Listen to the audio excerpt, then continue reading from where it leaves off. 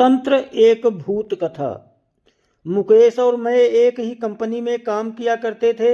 एक रोज हमें ट्रेनिंग के जाना पड़ा।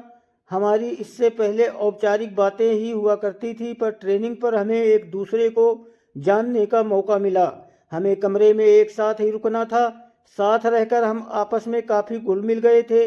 अक्सर रात को मुझ पर से चादर हट जाती तो मुकेश मुझे चादर उड़ा दिया करता था। मैंने उससे पूछा, क्यों जागते रहते हो? मेरी आदत है कमरे बदल बदल कर सोने की। सकती है कि नहीं? मुकेश ने मेरी बात का कोई जवाब नहीं दिया। अगले दिन वो कुछ शांत नजर आने लगा। रात को सोते समय मुकेश ने जो मुझे बताया वो न केवल दिलचस्प था, बल्कि कुछ ऐसा था जो मैंने ना तो कभी सुना था ना ही कभी महसूस किया। ऐसा कम ही देखने को मिलता है। बात केवल विश्वास की रह जाती है। मुकेश ने कहना शुरू किया, शायद आप यकीन ना करें, 2003 का साल था। टीवी देखना, लाइब्रेरी जाना, दोस्तों से मिलना जुलना मेरी दिनचर्या बनी हुई थी। ऐसे में एक दिन मैं अपने दोस्त से मिलने उसके घर गया हुआ था। पता चला मेरे छोटे भाई दिनेश की तबीयत खराब है। मैं तुरंत घर को निकल पड़ा। वहां देखा परिवार के सभी लोग मौजूद हैं। दिनेश जोरों से चीख रहा है, जैसे उसे किसी तरह का दर्द हो रहा हो। उसकी हालत बिल्कुल भी देखने लायक नहीं थी। 3-4 लोग भी मिलकर उसे संभाल नहीं पा रहे थे। पिताजी ने कहा, इसे तुरंत डॉक्टर के पास ले चलते हैं, पर माँ ने मुझे चुप रहने का इशारा कर दिया। दिनेश चीखता और बेहोश हो जाता। दिनेश की चीखें अब भयानक होने लगी थी। कोई उसका सर दबा रहा था, कोई उसकी छाती मल रहा था। नानी ने कहा, इसे पूजा घर में ले चलो। इतना सुनते ही दिनेश जोरों से चीखा। शायद ये बात उसे पसंद नहीं आई। उसे घसीट कर पूजा घर में लाना पड़ा। यहाँ वो और भी जोरों से चीखने लगा।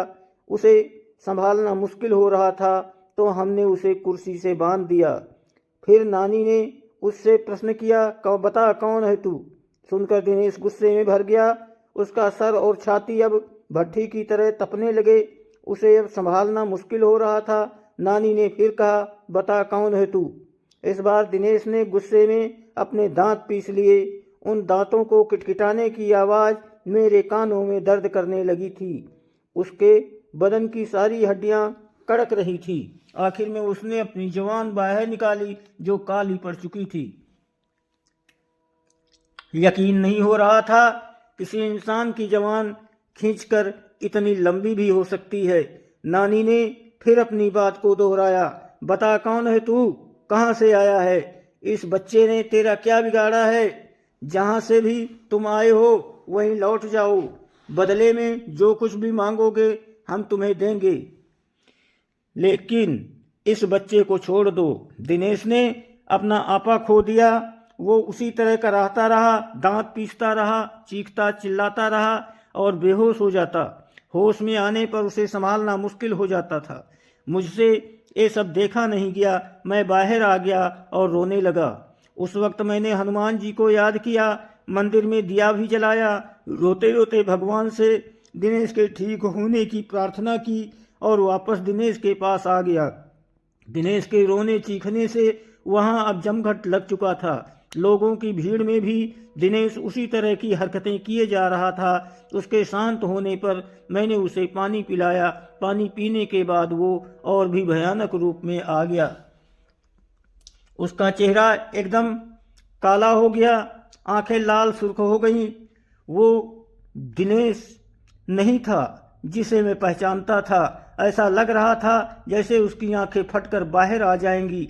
पास जाने पर वो हर किसी को काटने को दौड़ता, अपना मुंह नोचने लगता और फिर वो शांत हो गया और रोने लगा। मैंने पूछा, तुम कौन हो? क्यों हमें परेशान कर रहे हो? दिनेश ने मेरी तरफ ऐसे देखा जैसे मेरी जान ले लेगा। दिनेश कुछ देर तक मुझे घूरता रहा। वो दिनेश नहीं था, उसकी जगह किसी और ने ले ली थी। सबको बारी बारी घूरने के बाद उसकी आंखें अपने कोटर में गोल गोल घूमने लगी। ऐसा नज़ारा जीवन में पहली बार ही देख रहा था, बल्कि मैं तो कहूँगा ये सब कुछ जीवन में पहली बार ही देख रहा था। वो चीखना चिल्लाना, वो भयानक सी हंसी, वो दांत पीसना, किटकिटाना, दर्द में कराहना, हड्डियों का एक साथ कड़कना, सब कुछ एक मनहूसियत में बदल चुका था। फिर दिनेश ने एक लंबी सांस खींची और छोड़ी। उसकी सांस की दुर्गंध इतनी थी, सब अपना मुंह ढककर घर से बाहर निकल गए और वो पागलों की तरह हंसा। वापस अंदर जाने पर दिनेश फिर सभी को घूरने लगा। हमने वापस उससे पूछा, कौन हो तुम? फिर वो एक औरत की आवाज में बोला, मैं शाहडोल की हूँ, मैं हूँ तंत्रा। इसने मुझे जगा दिया है, मैं इसे नहीं छोड़ूंगी, इसे अपने साथ लेकर जाऊंगी। और हंसने लगी। हमने कहा, जो तुम मांगोगी हम तुम्हें देंगे, पर इसे छोड़ दो। वो दुष्ट आत्मा अब अपने पूर्ण रूप में आ गई थी और बोली, मुझे एक मटकी, 4 नारियल, चुनरी, श्रृंगार का पूरा सामान लाकर दो तो मैं चली जाऊंगी, नहीं तो इसे अपने साथ ही लेकर जाऊंगी। जल्दी करो, दफा हो जाओ, ये सामान लेकर ही आना, वरना इसे तो मैं चबा जाऊंगी। और हंसने लगी। हम सबके चेहरे पीले पड़ गए। माँ और मैं तेजी से बाजार की तरफ निकले। रास्ते में माँ रोने लगी तो मैंने उन्हें दिलासा दी, सब ठीक हो जाएगा। माँ बोली, कुछ भी ठीक नहीं होने वाला मुकेश, मैंने तुझे बताया नहीं, इसने जब अपना पहला असर दिखाया था तब दिनेश को क्या हुआ हम समझ ही नहीं पाए थे।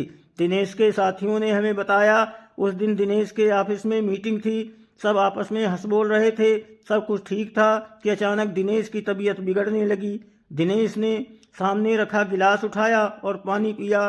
पानी पीते ही दिनेश बेहोश हो गया। उसके साथी चौंक गए। 2 लोगों ने मिलकर उसे टेबल पर लिटाया। उस समय उसकी आंखों से आंसू बह रहे थे। वो अपने साथियों से कुछ कहना चाह रहा था, लेकिन उसके मुंह से एक शब्द भी नहीं निकल रहा था। उसके साथी उसे हॉस्पिटल ले गए। हमें जैसे ही सूचना मिली हम सभी वहां पहुंच गए। दिनेश कुछ देर बाद दिनेश ठीक हो गया।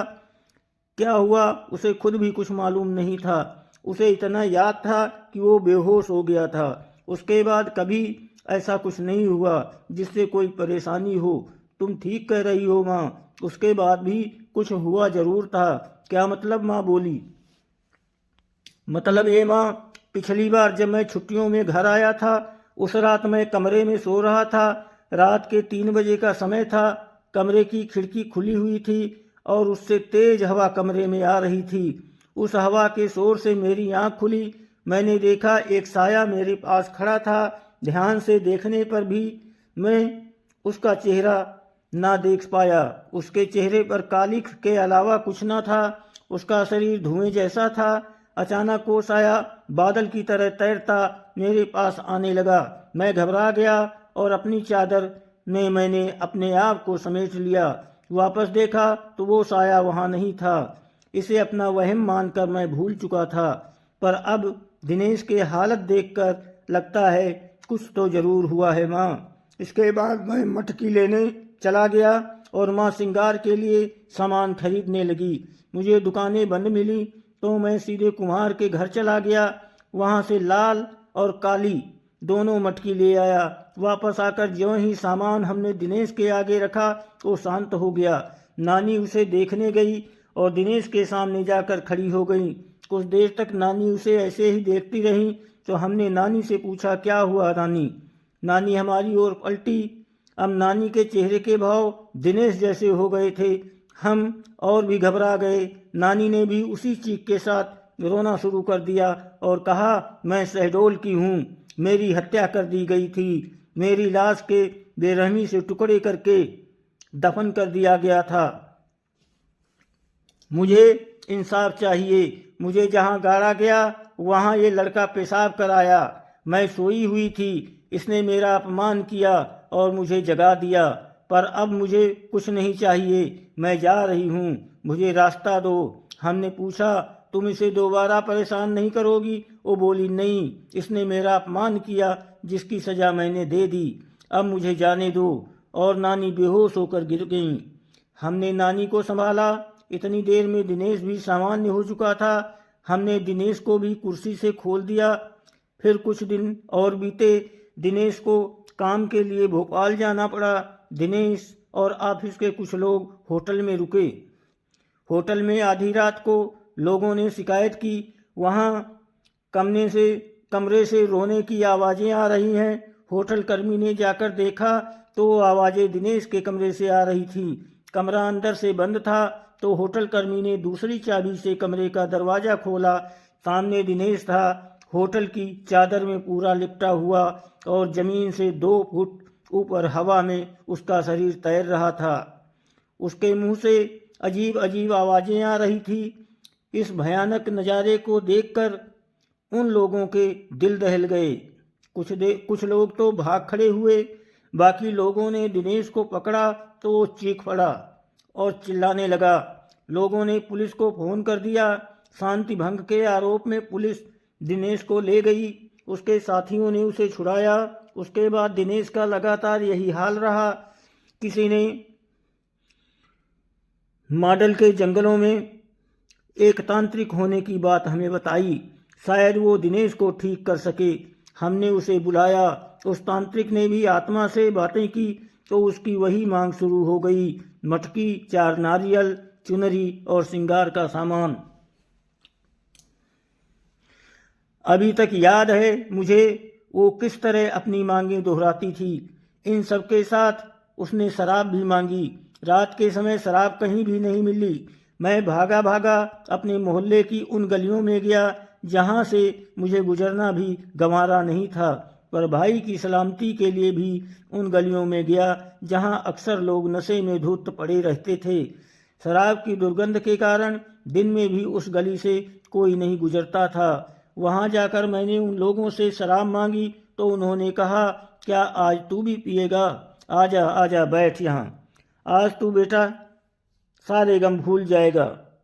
मैं गम भुलाने नहीं आया हूँ। मेरे भाई की तबीयत खराब है, उस पर ऊपरी साया है। तांत्रिक शराब से पूजा करेगा। ये सब जानने के बाद उन्होंने अपनी शराब की बोतल मुझे दे दी, जिसे लेकर मैं लौट आया। उसके बाद शराबियों से मेरी नफरत कम हो गई। तांत्रिक ने पूजा शुरू की। रात भर तांत्रिक पूजा करता रहा।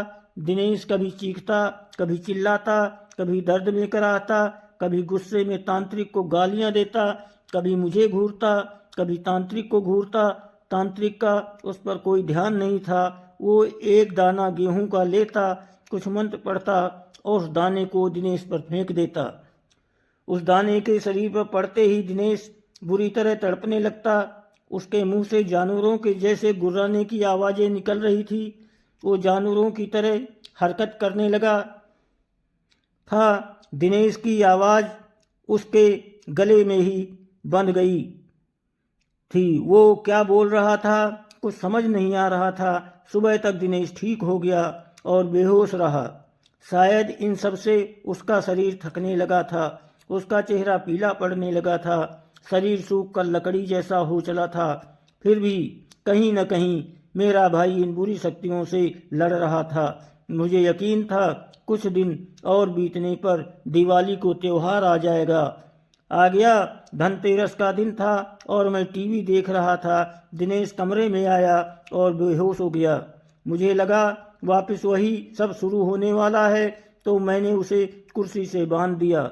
दिनेश थोड़ा होश में आया और उस आधी बेहोशी की हालत में उसने मुझसे कहा, भाई अब मैं नहीं बचूंगा, मैं खत्म हो जाऊंगा। ये सुनकर मेरी आंखों में आंसू आ गए। मैं अपने भाई को इस तरह जिंदगी से हारते नहीं देखना चाहता था। दिनेश भी रो रहा था, भाई मैं मर जाऊंगा। मैंने खुद को संभाला और दिनेश को बांध दिया। बाइक ली और एक दोस्त को साथ लेकर मैं उसी तांत्रिक को बुलाने निकला। मॉडल के घनघोर जंगल, घुप अंधेरा। मैं तांत्रिक के घर पहुंचा। तांत्रिक भी उस दिन शराब के नशे में था। उसे बाइक पर बीच में बैठा कर ले आए। तांत्रिक का खुद का शरीर बस में नहीं था। गिरता पड़ता वो दिनेश के पास पहुंचा। जैसे ही उसने दिनेश का हाथ पकड़ा, उस तांत्रिक का सारा नशा उतर गया। उसने वही पूजा दोहराई और सुबह होने तक दिनेश फिर ठीक हो गया। अब तो यही सिलसिला चालू हो गया था। तांत्रिक आता, पूजा करता और सुबह तक चला जाता। पूजा करता रहता। मटकी, 4 नारियल, चुनरी और श्रृंगार का सामान हमारी रोज की ज़रूरत बन गई थी। ये सब चीज़ें अब घर में हर समय मौजूद रहने लगी। रोज रात घिरते घर में मनहूसियत सी छा जाती। घर के एक कोने में शराब की बोतलों का ढेर इकट्ठा हो गया था। ऐसा कोई मंदिर नहीं बचा, कोई मस्जिद नहीं बची जहां दिनेश का इलाज नहीं करवाया। अंत में किसी ने कलकत्ता के काली मंदिर जाने का सुझाव दिया। वहां जाकर दिनेश का इलाज कराया। यहाँ भी उसकी वही मांग जारी थी, मटकी, 4 नारियल, चुनरी और श्रृंगार के सामान की। पर पुजारी ने साथ साथ कुछ नींबू, लौंग और कफन भी मंगवा लिया। इस बार की पूजा मुझे कुछ विशेष लगी। पुजारी हर बार कुछ मंत्र पढ़ता और उसे नींबू में फूंक देता और उसमें लौंग खुबो देता। फिर उस नींबू को कफन में लपेटकर एक मटकी में डाल देता। दिनेश को इससे बहुत दर्द होता, वो बेहोश हो जाता। होश में आकर दिनेश की फिर वही हरकतें चालू हो जाती थी। जब पर पुजारी अपने काम में लगा रहा। जैसे ही उस आत्मा की बारी आई, वो कहने लगी, मुझे छोड़ दो, मुझे छोड़ दो, जाने दो मुझे। पुजारी, बोल, तू इसे फिर परेशान करेगी? नहीं करूँगी, नहीं करूँगी, मुझे माफ़ कर दो, मुझे जाने दो। पुजारी, क्यों परेशान कर रही है इस बच्चे को? पीछा छोड़ इस बच्चे का, वापस जा, लौट जा जहाँ से तू आई है। पुजारी ने ऐसा 8 से 10 बार किया और तंत्रा को भी उसने कैद कर लिया।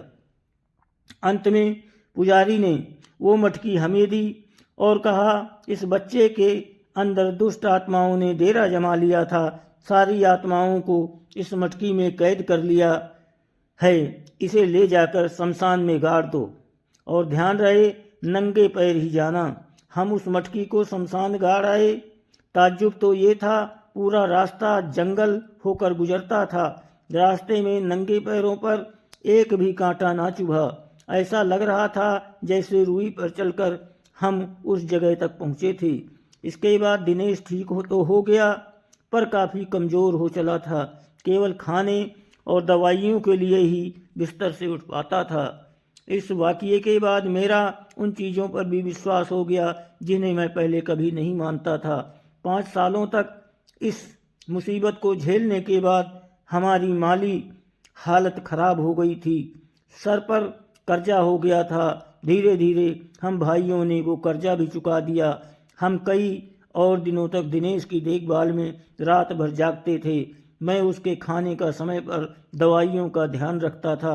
रात में उठ कर मैं देखता था दिनेश सो रहा है या नहीं। उसकी चादर ठीक कर देता था ताकि वो आराम से सो सके। आज भी मेरी यही आदत है, बस यही बात थी। ऐसा कहकर मुकेश चुप हो गया। इस कहानी को ध्यान से सुनने के बाद अंत में मैंने मुकेश से कहा, कहानी किसी के लिए बेमिसाल हो या न हो, भाइयों, आपका आपसी प्यार बेमिसाल था। धन्यवाद।